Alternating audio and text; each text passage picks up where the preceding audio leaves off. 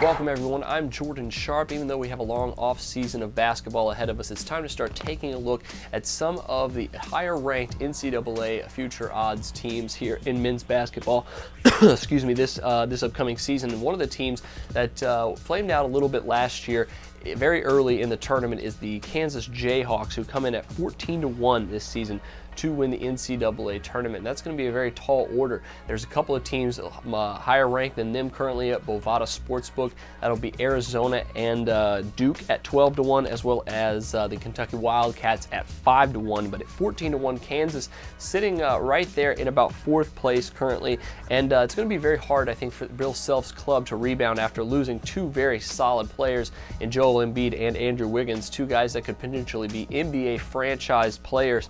And a team that, even though they lost Embiid, obviously didn't have him during the tournament. They couldn't get to the Sweet 16 with Embiid hurt, and it's going to be, I think, very hard for them to rebound from a season where they had those two superstars into this year. Now, they do have some pretty good returning players.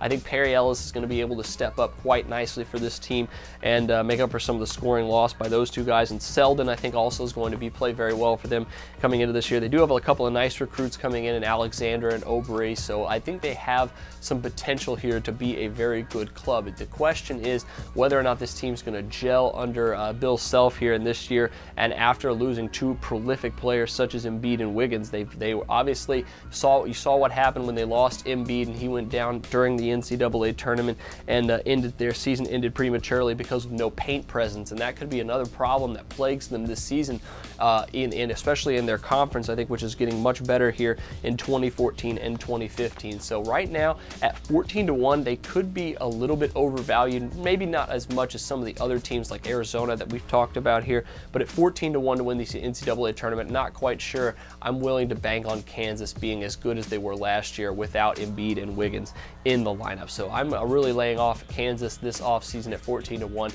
Best of luck to you on all your NCAA future odds betting this offseason.